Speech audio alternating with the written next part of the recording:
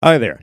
This is Sean of Raw Select Music, and this is a little disclaimer about this Raw Select Music podcast. So, originally, when I recorded this episode of the Raw Select Music podcast, where a friend of mine and I talk about our favorite songs of 2019, it originally contained the audio of the songs that we talked about in this episode. As expected, because of YouTube, it got copyright striked pretty much immediately, and the only way that I can upload this to YouTube is by taking the audio out. So this version of the podcast that's up on YouTube has none of the audio of the songs that we talked about in this episode. And if you would prefer to hear it that way, please head over to my Mixcloud, Raw Select Music, or Raw Select Music Sean. There you can find the original recording in the way that it was intended to be listened to. If you're okay just hearing the conversation, that's cool too. Thanks for checking it out on YouTube. Thank you for understanding, and hopefully you will enjoy this very first episode of the Raw Select Music podcast. So with that being said, let's get into it.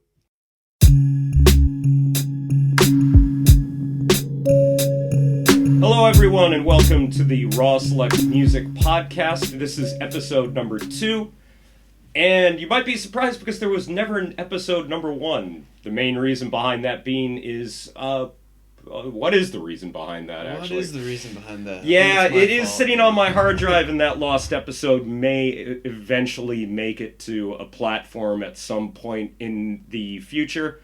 But since there was no episode 1 and there's no frame of reference, let me just give you a basic idea of what I want to do with this podcast. So I will either host this by myself or bring some friends along and basically talk about everything and anything music. And I thought the best thing to do for this sort of first aired episode of the Raw Select Music podcast is talk about our favorite songs of 2019 so far. So I've picked 3 of what I think are my favorite songs for this year, and I brought along a fellow music enthusiast to share his 3 favorite songs of this year so far. So before I move any further, I should introduce myself for those who are unaware. My name is Sean. I run Raw Select Music, which is a WordPress blog. Plus, I also have a YouTube channel under the same name, Raw Select Music. And I also have a radio show that I host on Mixcloud, where I basically talk and play and write about old music, new music, and just music that I think is worthy of being heard. So that's my little introduction. Tom, you want to go ahead and introduce yourself? What's up? I'm Tom. Here to share we decided to do this a while ago, our top 3 songs of the year so far. So I'm here for that. I guess I'm a musician of sorts, playing in bands around town. I like to record music, have some albums and stuff that I've done myself. And just an all-around big fan of all sorts of music, so looking forward to talk about it. Yeah, and I think part of the reason that we've always wanted to do something like this is, although we agree on a lot of different types of music, there's actually we generally agree that we like all kinds of music. Sure. But I think where you and I really differ is the types of music that we're really, really into. Yeah. I think there's a lot of seeing eye to eye on most things. I think we're never really disagreeing that hard on anything, but when it comes to like what we really love, what we sort of fall back on as our go-to thing, it's pretty different, I would say. So we both have our own worlds, but we're able to sort of meet halfway every now and then. So It always makes for a good conversation. Yeah, for those who don't follow me on any platforms, my general focus is on a lot of underground music, be it funk, soul, hip-hop, jazz, a lot of instrumental hip-hop, house music, electronic music. Basically just a lot of stuff that I think people are interested in hearing, but without really any sort of roadmap to get to a lot of those genres, they can be really sort of hard to find and know any place to start. And I guess that's sort of like the mission statement that I've always had for my for the blogs, the YouTube channel, and the radio show. Cool. Yeah. And like in terms of the music that you're into, you're definitely a little bit more of a rock guy. Yeah. I mean, I would say, that's sort of my upbringing, playing in bands and playing instruments and stuff. So I'm certainly drawn to music with guitars. It doesn't have to be rock per se. I'm a fan of that as well, but yeah, I would say that's the one thing that's like our fork in the road in our musical conversations is I'm always sort of drawn the guitar to the guitar-y side of things, where you're more, we're looking at instrumental music, hip hop, jazz, that sort of thing. If vocalists would stop sucking so much, I'd probably listen to a lot more vocalized music. That's your opinion, man. That's my one hot take for today. Hopefully I'll squeeze in a few more for the rest of the episode. That's why we're here. So before we get into it, I do want to apologize to anybody listening to this. We are working with one room mic for today, but I think actually we listened to a little bit of the playback. Doesn't sound that bad. Yeah. So, but if you hear any like weird little creaky noises or drinking or any other ambient noises in the mix, apologies ahead of time. So, getting into hot takes, by the way, let's talk about 2019 so far. 2019. So, how do you feel about 2019 so far? Again, from my own personal little music radar, the things that I'm looking out for, bands that I like, this was a big year kind of straight off the bat as far as like releases from artists that I've followed for years. A lot of, the big names in the sort of indie rock side of things or... it was like all the big ones were putting out albums this year, and there was a lot to look forward to, and a lot of them ended up kind of just not being that great in my opinion. So I don't know. It's been an all right year, I guess. There's been a few things that I've really loved, but nothing. I don't know. A lot of stuff that like didn't live up to expectations. So yeah, it's been all right. I'm sort of the same opinion. I've still been listening to a lot of releases that have come out this year, and I don't know if it's just a general age thing or if the music itself just isn't really as exciting as it used to be. I guess listening to a lot more music, you start to get a little bit more cynical. Not because you want to, but just over time, I think you get less excited by hearing stuff that you would listen to all the time. And you're just like, this is cool, but it's not really wowing me or it's not really sticking with me all that much. Absolutely. If you're consuming a ton of anything, that's what it's going to come down to. Where I was listening to like an Apple Music curated playlist on the train over of like fresh music for you or whatever. Just like, there's got to be a shit ton of stuff from this year that I've missed out on. What can I see here? Mm-hmm.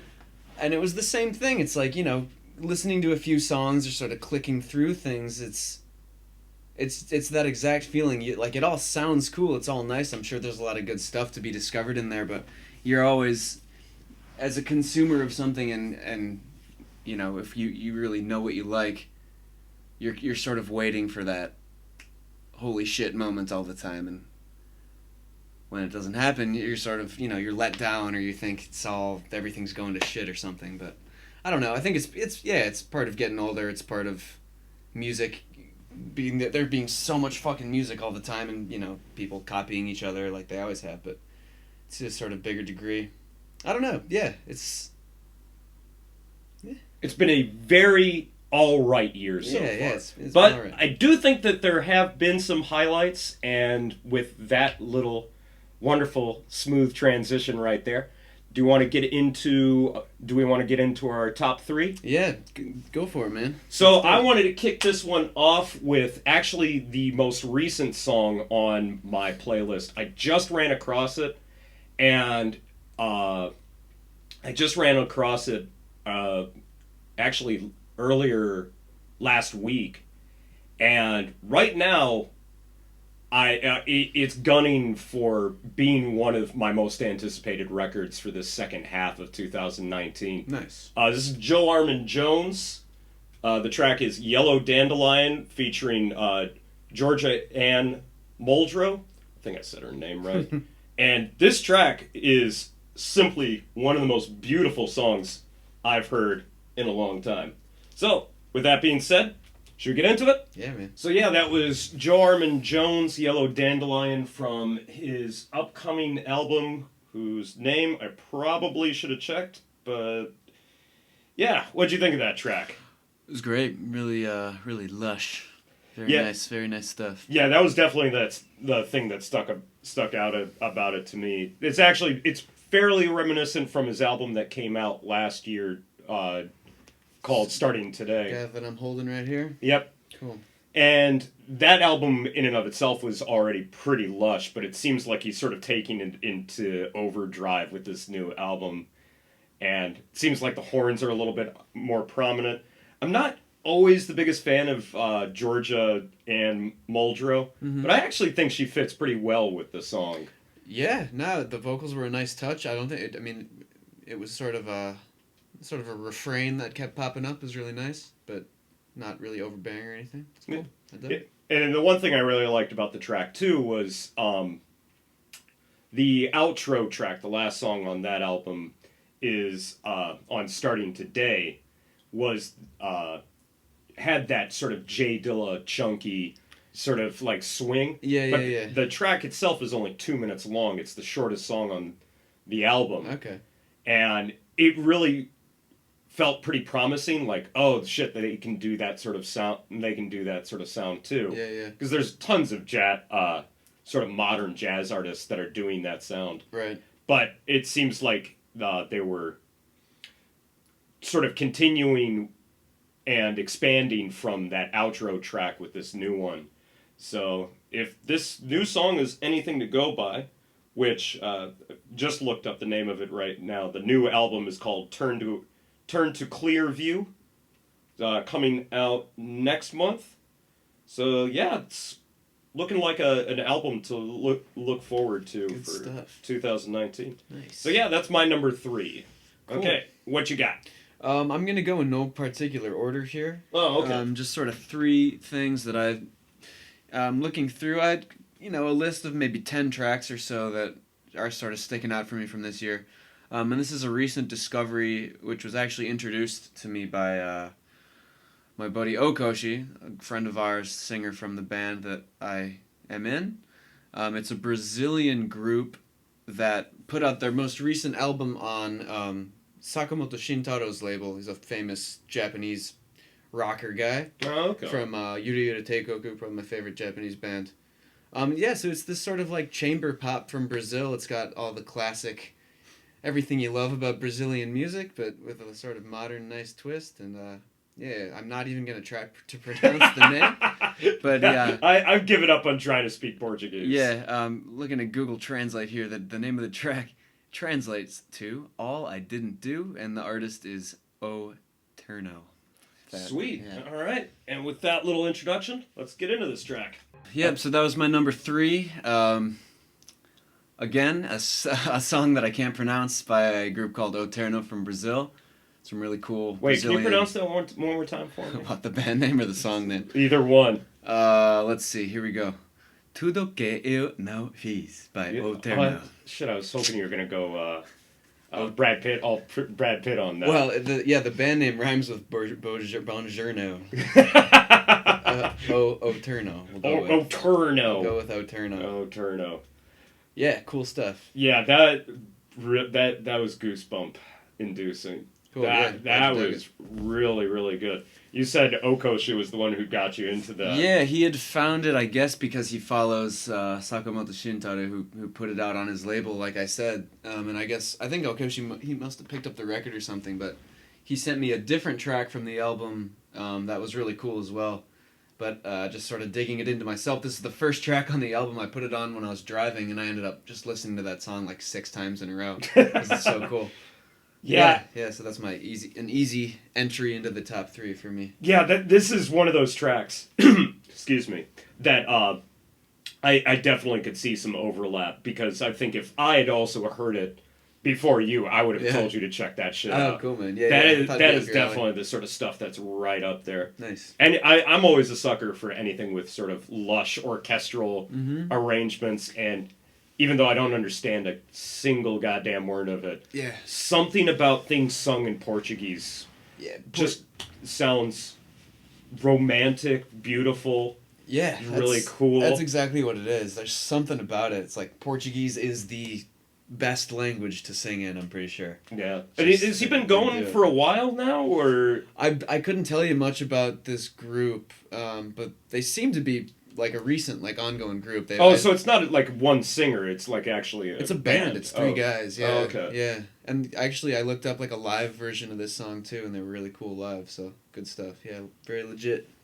But I don't know, I think they might be like really beloved in Brazil or something. There was like, I found a vid of them from like the Lollapalooza in Brazil. They do Lollapalooza in South America. Oh shit, I didn't know that. Yeah, but I mean they went up and there's just like zillions of screaming fans, so maybe they're like superstars in Brazil, I'm not really sure, but pretty cool stuff. Wow, I mean, for Brazil has such like a long history with sort of those like orchestral pop or orchestral jazz, orchestral samba, stuff like that. And yeah, it's a song that's really hard to classify, but it's definitely something that I know that I could get into. Yeah. And I'm going to be looking for that record definitely in the future. Man. Yeah, glad you dig it. All right, moving on to my number 2. I think I've actually already played this one for you, so I'm not really going to introduce it. I'm just going to play it for you, and then we'll talk about it when it's done. Cool. All right, so with that, let's get into my number 2 pick. All right, so that was Mark de Clive Lowe from his Heritage Part 1 album. That was the track Memories of Nzenji. And that was pretty much like the first song from this album that really struck a chord with me. I threw it into a Raw Select radio show one time, just at random, because I waited to actually go through this record because there's a part 2 that goes along with it, and I thought that they were sort of part and parcel of each other, and it felt like sort of watching Kill Bill Volume 1 and then waiting for part 2 to come out. Sure. So I actually waited till part 2 came out before I actually sat down and listened to it. Binge listen the whole thing. Yeah, the funny thing is you don't need both records. Sure. Because this record has more of like, Heritage Part 1 has more of a sort of traditional sound to it, with little sprinkles of electronic music. Yeah. Part 2 is definitely like way more heavy on the electronics and stuff. Cool. But the thing that really sticks out to me about that track in particular is I just like there's a fluidity and a flow to it that just makes it feel very natural. And I kind of think of this record as what would Japan sound like in a modern setting? And it has a little bit of the traditional influence to it. So I think I remember telling you later that you didn't know that Mark de Clive Lowe is half Japanese. You thought he was just some white dude that was playing Japanese music. Yeah. I mean, that's sort of another conversation to go into, but it's funny how me finding. I mean, this was like an album of jazzy sort of music, with a sort of a tribute to Japan or what have you. Yeah.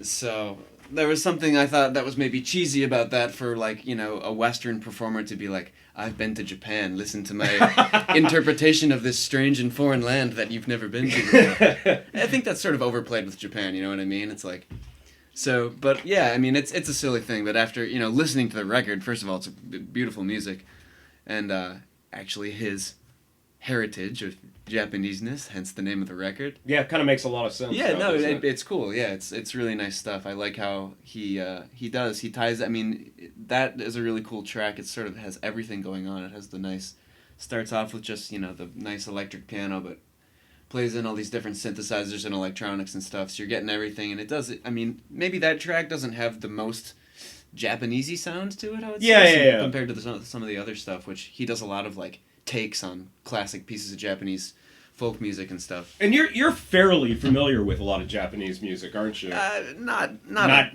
much. ton, but I mean, I'd like to think. I mean, I mean, you definitely know way more Enka songs than I do. Well, the first thing that really stood out on this record was the Akatambo song, which is on the label there on the cover. You can see the red dragon. Oh, right. Because it's the tune that plays on the garbage truck when the garbage trucks drive out. Yeah, I remember you were the first one to pick that out, and it wasn't until you said it and really sort of focusing on the melody of it, I was like, oh, it's not inherent. It's not inherently obvious. Mm-hmm. If you're just sort of giving it like sort of a background listen. Sure. But if you listen to it really intently, it shows up immediately. It's in there. But it's cool. Yeah, it's cool how he takes that. I mean, that's like a classic Japanese folk song. So it's cool to hear that interpreted in like a modern sort of jazzy, electronic-y sort of way. So yeah, really nice. Yeah, one thing that is criminal is Sakura does not pop up on either album. That's like a little too obvious. Is that song overrated? A little too obvious. It's not overrated, but I picture that song to be the same as like the din din din din din din din din. It's like so obviously like Asian. I don't know. Still a beautiful song. Yeah, no, they're both parts 1 and 2 are both beautiful albums. Highly recommend anyone listening to this check out those records. They were originally gunning for my number 1 spot, but there's actually one song and one record that I think is probably going to end up being my favorite of the year. But we will get to that in a second. Let's get to your second song choice. Cool. That's not in any particular order. Yeah, well, again, there is no order, so I guess I'll go with the one that sort of keeps the mood continuing, flowing from that. And this is pure coincidence. Mm-hmm. This is also by a Hispanic artist, American, from New York, who records under the name Helado Negro, which I believe is Espanol for black ice cream. It's kind of a cool name. That is a really dope name. I guess he's been putting out albums since like 2008 or 2009, but I had never heard of him until this one this year. Really interesting stuff. He's got some songs in Spanish, some in English. A lot of nice different kinds of sounds going on, and this was the track that really stood out for me. So this is Running by Helado Negro. Okay, cool. All right, let's get into that. Well, thank you for that one, sir. That was a nice choice. Yeah, Helado Negro track is Running off of his album from, I think it came out this spring, called This Is How You Smile. Thought it was just a nice track. Found myself going back to it a few times, so yeah, threw it in to my top 3. Yeah, no, I actually, once again, really found myself liking it. I'm starting to see that there's actually quite a few parallels between the stuff that you liked and I liked this year. A lot of it's sort of lush, sort of a little bit like, I don't want to say like depressing, but sort of like. I was thinking the same thing actually. Yeah, as soon as the song started playing, I was like kind of a little dark here so far, but nah, I don't know what I'm talking about. But I also noticed that like a lot of the songs also have at least a little bit of a groove to them. Yeah, definitely. Like I really like the drums on there, and actually I could find myself not only picking it up but even like throwing it into a DJ set from time to time. I've also noticed there's a lot of pianos on a lot of our choices. Maybe that's the link right there. All right, calling it right now, instrument of 2019, the piano / Can we throw the synthesizer in there as well? Yeah, I mean, it's pretty different, but absolutely. Okay, we're calling it 2019, the year of the piano. I'm all right with that. Every year should be the year of the piano, in my opinion. Well, are you at all excited for the fact that Kiefer's got yet another full-length album coming out this year? Yeah, no, always looking forward to hearing what that guy's making for sure. It sounds like he's sort of expanding his sounds. He's going in slightly weirder territory. Cool. It seems like he's sort of getting out of just making the jazz, the straightforward like jazz instrumental hip hop stuff that he was doing before, and sort of branching out into some new sounds. So I'm looking forward to that album. Yeah, definitely. Are there is there any other albums coming out soon that you're looking forward to? Oh man, that's a good question. Not really that come to mind. Like I said, there was a bunch of stuff that I was looking forward to all year. What was the biggest letdown for you this year? I mean, it's stuff that like I know I'm not gonna like go crazy over because it's like kind of based on a nostalgia thing. It's like bands that I liked when I was in high school or college, much younger. You know, like some of the big names in indie rock, like Vampire Weekend put out an album, Mac DeMarco put out an album, Tame Impala's supposed to put out an album. There was just sort of like all these big names in that sort of area of music. Mm-hmm. Tom York put out an album. Just a bunch of people that I've sort of grew up listening to. So it's always exciting hearing new stuff, and none of them really struck the chord I was hoping they were going to. Mm-hmm. So yeah, so those all sort of came and went, unfortunately.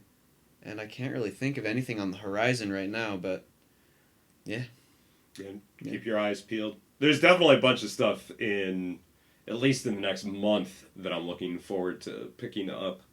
Looking forward to Frank Sinatra's got a new one who does sort of his own take on instrumental hip hop, and his new album Midnight Ride 2 is sort of him returning to sort of lush synthesizer heavy electronic trap music. That's pretty cool. Still waiting for Kayla Maestro's album to drop in Japan. Apparently it's out in the States, but it has not made its way over here.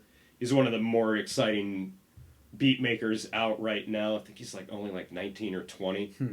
But the tracks that I've heard from his album, which I think is called Lab Sound, sounds great. Nice. The new Joe Armand Jones, Kiefer's got a new one coming out.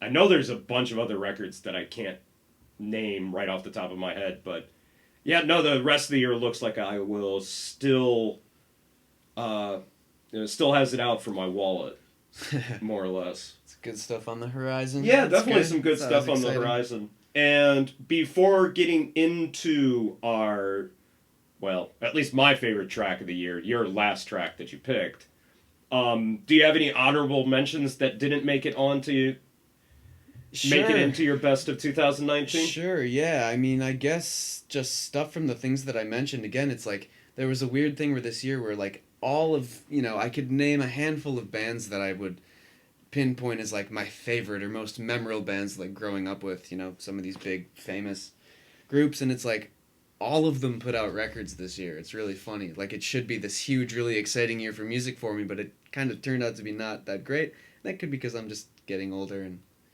it doesn't do it for me as much. But that's not to say they were all terrible records by any means. There were some good tracks on that. I was gonna put a track from the new Mac DeMarco record on there. I'm a big fan of his. Let me see. One sec. Let me pull this playlist thing up.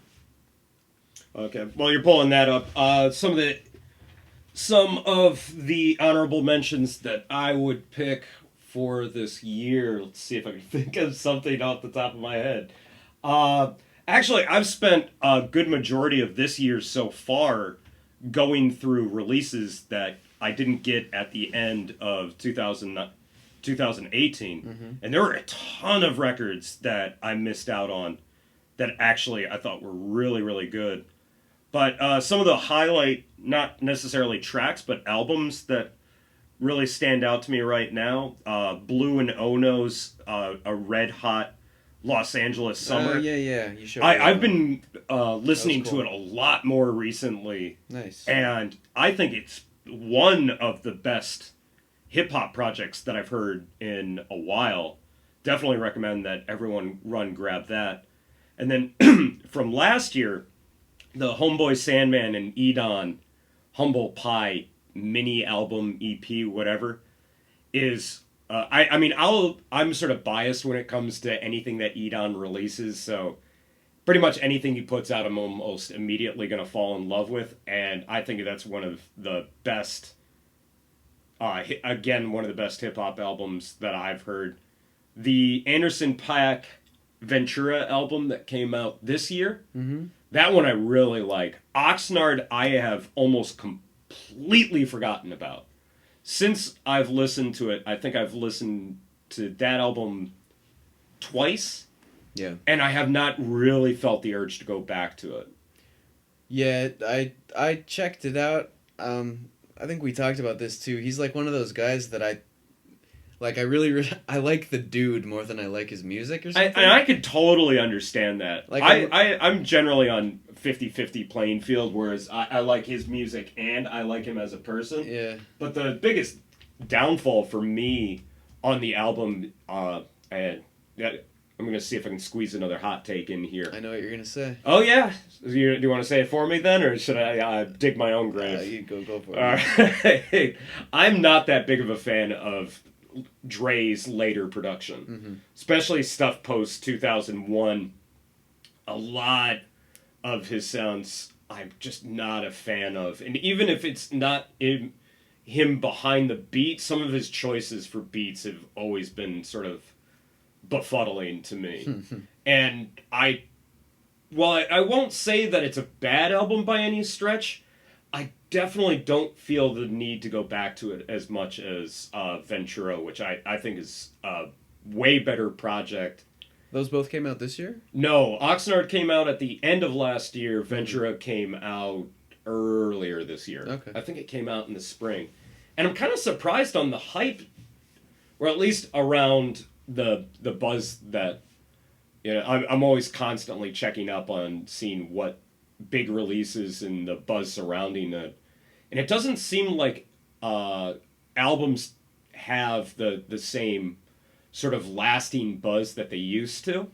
It really feels like these records sort of like die almost immediately the moment that they get released. Yeah, I mean that's sort of the ongoing joke of the internet is like you drop your thing into it and it's instantly just sucked down into the ether of the forgotten timeline or whatever. I mean, that's just what it is. Like you're lucky to have a week of attention, I feel like, which sucks. But I mean that doesn't mean, I don't know. I think we're just seeing this like huge sort of pile up of hype or whatever, people talking about things, the sort of echo chamber that the internet is, where we sort of come to this conclusion that if it isn't being talked about, it doesn't matter. Yeah. Where I think, it's just, there's so much to talk about all the fucking time that things get pushed to the wayside really quick, where, I mean, that doesn't mean that people aren't still listening to and like celebrating that album. Oh, for sure.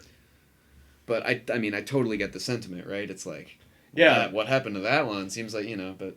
And the other one that I was going to mention that just eluded me was the new Freddie Gibson Mad Lib project, which dropped, and there was huge buzz behind it before it dropped, when it dropped, and it doesn't seem like, for as universally acclaimed as it seemed, it doesn't seem like that many people are still talking about it to this day. Yeah, I think, the hype, jumping on the hype train and, getting all excited with everyone on the internet is a lot more fun than once it comes out, like, oh, this is great, cool, what's next? Yeah. It's sort of like there's... Well, I mean, the conversation would be pretty boring if it was like, hey, you listen to that new Freddie Gibson Mad Lib album? Yeah, it's great, isn't it? Yeah, it's great. Exactly. 2 months later, hey, you still listen to that Freddie Gibson Mad Lib album? Yeah, it's great, isn't it? Well, exactly, Yeah. exactly. I mean, I don't think that is a knock on the album or anything per se. It's just that's sort of what it's come to now. It's like, what's okay, cool, yeah, let's hype it up. It's coming, here it is, cool. What's next? Yeah.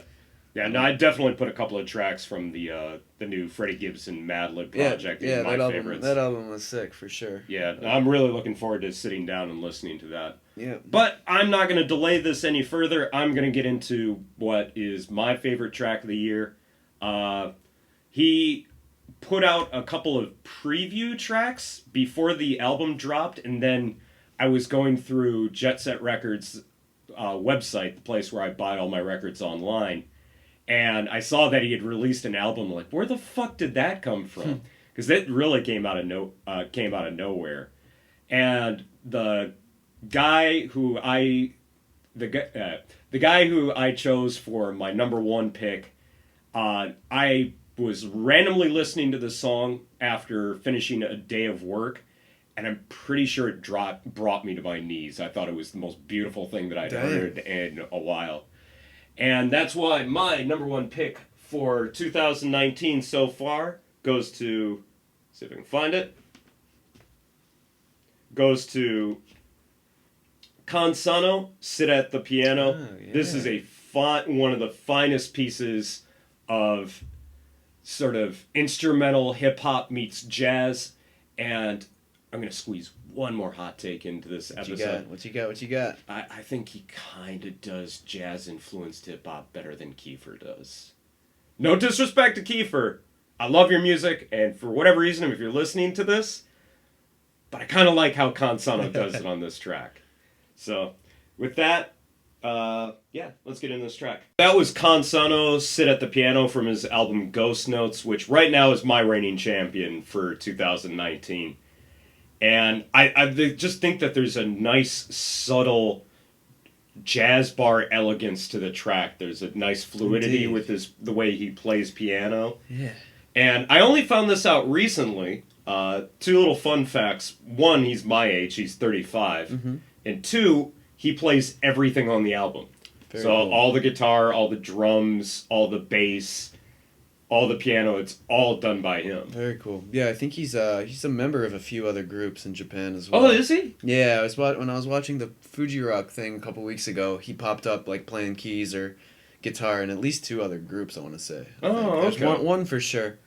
Yeah, very versatile dude. Yeah, cool. and I think what's really cool about this project, in contrast to some of his other work, is that he's really sort of expanded into, and I guess this makes sense if he's playing in other bands, on this latest album he sort of plays more into J-pop than he has on his previous projects, which were more sort of straight-ahead instrumental hip-hop records. And this one feels like it's sort of a nice little balance between his jazz tendencies with a lot of like pop influence mixed in. It's funny, man.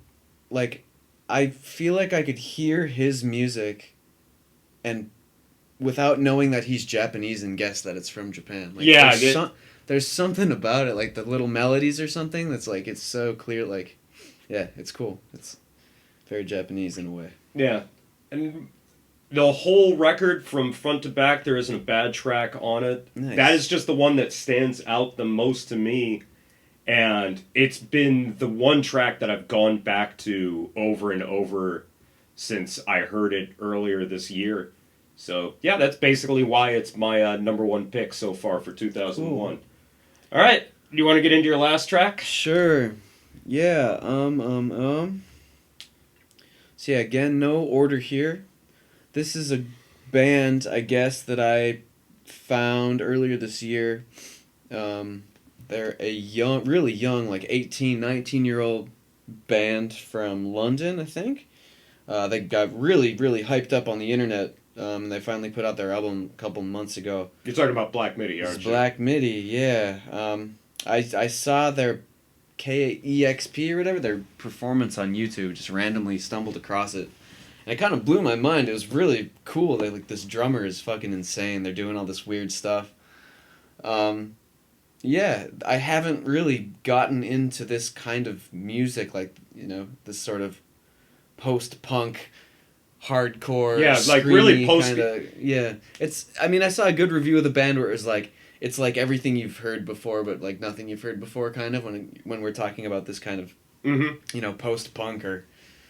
The influences are clear, but it's also it's wild, and I know we had listened to a bit of it in the car, and yeah, it's really hard, a lot of like hardcore influences, a lot of post-punk influences, but the track I'm gonna play, which I really love from this album, is sort of the centerpiece of the album, and it just kind of goes everywhere and does everything. Oh, I'm looking forward to this. It's really neat. So, this is, I saved this one for last. This is the Western by Black Midi. All right, let's get into it. My last of the three is Western by Black Midi off their record from earlier this year. Yeah. Yeah. Wild stuff. You could have warned me. That song practically gave me a heart attack. You had already played me some Black Midi stuff, and I know I'd been seeing a bunch of stuff about it on the internet. Yeah. And my first initial impression was this is what Fugazi would have sounded like if they continued after 2001. I mean that sound is 100% in there as well, among with like. But there's it is absolutely insane. I'd sort of just pegged them as being like a group of kids playing post-hardcore, Right. like post Discord records or something along those lines. Right. But no, I didn't realize that like the sort of breadth of all the different types of bands that they were influenced by. Mm-hmm. You were saying something like the reviews you saw. It was like your top 5 favorite bands, or probably have an influence on Black Midi or something along those lines. I don't mean it's listening to the whole record, especially like it just goes in so many directions while still being really sort of like it all sounds like, you know, the creation of these 3 or 4 kids or whatever it is. It's like they have no idea what they're doing, but somehow have this like really tight vision of what that chaos is, I guess. So it's cool. I don't know. Like the singer has a like the most post-punky voice you've ever heard. Yeah. It borderlines really, really obnoxious a few times. There's some other points on the records where it's like pretty grating, but it works. It's cool, and I don't know. Like this isn't more of the heavy stuff on the record. I guess is stuff that I don't normally listen to, but this record did it for me. It's just really interesting, cool, sort of forward-thinking stuff. That was pretty cool. Yeah, it definitely feels like brand new shit by way of like going completely retro with it too. Yeah. So yeah, no, I'm actually be kind of curious to listen to the rest of the record. Yeah, I know I've mentioned it in conversations, but I'm sure a lot of the listeners at home don't know that like I grew up listening to like a lot of metal, hard rock, and especially by the time that I had hit college, I would sort of started striking a balance between listening to a lot of post-hardcore and a lot of electronic music. Okay. So I was listening to stuff like Interpol, Q and Not You, Fugazi. Who are some of the other bands that I was into? And one of the other bands that I was going to bring up that they kind of reminded me of was a band that I was surprised you had never heard of, Refused. Yeah, not familiar with them. Yeah. Because I think they were only sort of like a small blip on the radar in the States, and by the time that they'd really started gaining any sort of following, much like a lot of bands of those those times, they just broke up. Oh, wow. And kind of funnily, their last show that they ever did before they broke up was actually broken up by the police. And there is actually a whole documentary that documents the whole thing when it happened. Pretty cool way to end it, though. Yeah, but the Refused used to have like a lot of the sort of same sort of elements where they'd throw in a drum and bass loop here and then like have a very sudden stop that goes into like a giant wall of noise. Sure. Yeah, the only thing that I'm sort of iffy with what I've heard on this record is exactly what you said. He definitely has sort of Paul Banks syndrome. He does the sort of dramatic voices. Right. Yeah, it's dramatic, it's whiny. I mean, there's a lot of places on the record where he does like really strange things with his voice. Yeah. That wasn't so much on this song. This is pretty much his like average sort of drawly kind of voice. But yeah, it's weird, and it's it is like such the classic sort of post-punky, I can't really sing, but it's the perfect sound to match this music sort of thing. So it works, but I can definitely understand any gripes against the sound of his voice, for sure. I mean, it's the sort of thing that I probably have to listen to the whole album for myself, but sure. I did find myself sort of wincing a little bit at some of the vocals. I was like, it kind of irks me, but at the same time, it's not a deal breaker. Yeah. And that's always been a huge problem for me with a lot of post-hardcore groups, is you get that one vocalist who doesn't do it for you. Yeah, well... And they could be musically the most amazing band on the planet, and it destroys everything. Oh, for sure. I mean, to sort of go back to what you said at the beginning, you made a comment like, your comment was like, well, all the vocalists suck these days. Yeah. I mean, I think that's a really kind of stupid opinion. I mean, that sounds. I think that it sounds like you don't want to listen to music with words for some reason. I don't like. I feel like it has to be to go beyond the actual singing ability of these people. It like I just want to dig into that. Well, where does that come from? Being turned off by so much music for the longest time. Take a band as like that a lot of people used to like. Mm-hmm. And musically, I always thought they're kind of cheesy, but Sure. Like Limp Bizkit. Okay. Limp Bizkit musically didn't sound all that terrible, but Fred Durst was absolutely the deal breaker. I'm using them. I'm using that as like the most extreme example. Yeah. I mean, like I by no stretch of the imagination approve of Limp Bizkit's music at all, but there are a lot of vocalists that just ruin music for me. Let's get another more real world take. Not all beyond Limp Bizkit. Let's see. Deal breaker. A deal breaker vocalist for me. Well, I mean, clearly that's like a thing for you. So when you're listening to a record, like, let's say you pick up a record that you're not, maybe an artist you're not familiar with, or something you've only heard snips of, and you're expecting it to be more of like an instrumental thing. Mm-hmm. As soon as a voice comes in, are you instantly like, oh, they're singing on this record? No, not at all. If the singing fits in with the record, yeah, then it's no problem. Like I said with the Georgia Ann Muldrow, mm-hmm. like I'm not always a big fan. Erykah Badu is another one for me. Mm-hmm. Her stuff is really hit and miss, and sometimes her vocals does it for me. Sure. But other times when she's especially going out way into left field, like further than you can see her, sure, that's when she just loses me. So for you, it's got to be like the sort of the timbre or the tone or the sound of the person's voice, I guess. Maybe. And that makes much more of a difference to me than the like actual virtuosity of the singing. How about like lyrics and stuff? Lyrics, not as much, because lyrics are generally the last thing that I pay attention to. Yeah, I'm generally the same way. So, and I always find that like if there's a really good really good lyricist, usually I tend to focus on the instrumental the most. The vocals sort of come in second, mm-hmm. and then the lyrics are usually the last thing that I notice. Sure. Like, just recently, because Tool's got a new album coming out, which is actually another record that I'm looking forward to. And Maynard James Keenan is a perfect example of a vocalist that I really, really like. Mm-hmm. And he kind of sold me on that band.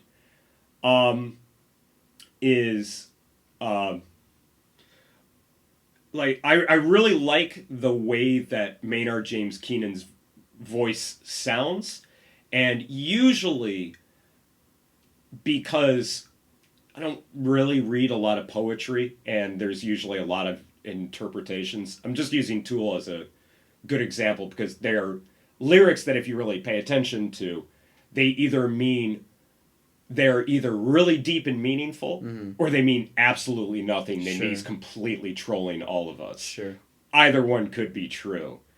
But, yeah, no, I've no problem. I am not adverse. I am not vocalist adverse, should I say. Sure, okay. So no, Cool. it's just a hot take to be controversial. Oh, I gotcha. I think it's interesting, because I mean, that's a big split of our musical tastes, where I listen to, I would like to say, not like to say, I think the majority of the music I listen to probably has singing. Yeah, and the majority of the stuff that I like is generally more instrumental. Yeah. This actually sounds like a great idea for a podcast in the future. Oh, vocalists that interesting. the vocalists that make and break the band for us. Yeah, see, I mean, I can't even really pinpoint, like, I love this band, but their singer sucks. Like, the vocals are so part of the music as a whole for me, where it's like, I don't think I would ever be like, I love this band, but I can't stand the singer. It would just be the whole thing. If I can't stand the singer, like the whole thing would be out for me. I feel like. Yeah. Generally speaking. Quick clarification: Limp Bizkit sucks. Just in case there is any nuance to that. We went from this like beautiful jazz music to talking about Limp Bizkit and Tool at the end. Hey, that's just the beauty of the Raw Select Music podcast. All right, Tom. It's been a pleasure talking to you. Is there anything else you want to add?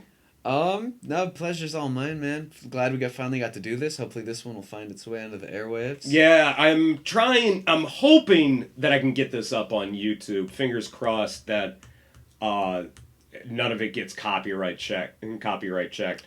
But for the time being, I'm going to put it up on Mixcloud. That's probably where you're listening to it right now. I may put up a version of it with the tracks removed. That might make it up to YouTube as well. And hopefully at some point I'll get this up to iTunes, when I finally get an RSS feed. Get those tones, man. Yeah, man, I'm waiting for iTunes to come out. Beep, boop, boop, boop. So, is there anything else you wanted to add for today? I think that does it, man. Always a pleasure talking about music with you. Some cool stuff on both. Yeah, good stuff, and do it again. There's good music on both sides, yeah. Do it again. Yeah. So I want to say thank you very much for listening. If you haven't, follow me on pretty much every single social media platform. Instagram, Twitter, Grindr. No, I'm not on Grindr. Facebook. It's all Raw Select Music. Check me out on Mixcloud, even though this is probably where you're listening to this. Check me out on YouTube, all Raw Select Music. If it's not, it's Raw Select Sean. Do you want to get your socials in there as well? Sure. I've got some music and albums and stuff on SoundCloud and iTunes, Spotify, all that jazz, under the name Tasru, Tasru.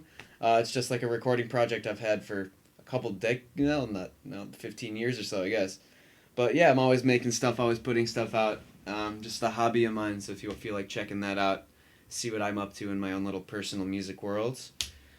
Tasru on SoundCloud or iTunes or Apple Music or any of that good stuff. Yeah, thanks. All right, yeah. Thanks for the plug. Thanks for doing this with me, and hopefully we'll get together and keep these going. Indeed. All right. Well, I want to say once again, thank you very much for listening, and catch you in the next episode. So until then, peace out!